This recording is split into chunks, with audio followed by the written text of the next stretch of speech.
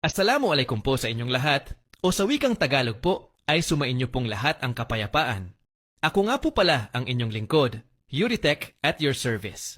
Ang matutunghayan po natin dito sa content po nating ito ay ang aking paraan ng pagtatanggal palit ng charging flex ng kahit anong modelo ng iPhone.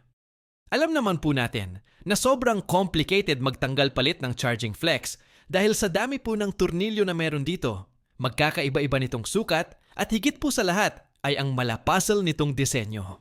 Madalas na problema po natin ay parang sobra ang turnilyo.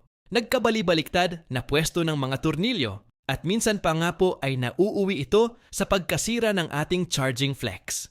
Kaya upang maiwasan po na malagay po tayo sa problematic situation, ay mas mabuti na pong gumawa po tayo ng preventive action bago pa po tayo magsisi sa bandang huli. At kung makikita po ninyo sa video pong ito, ay gumamit po ako ng tiny little magnet pad upang paglagyan ko po ng mga tinatanggal kong turnilyo in a well-organized sequence. In this way po, ay hindi ko na po kailangang tandaan in a very specific position ang mga tinatanggal ko. Mas mabilis na trabaho ay mas less stress sa trabaho, kaya ang resulta ay masaya ang both parties.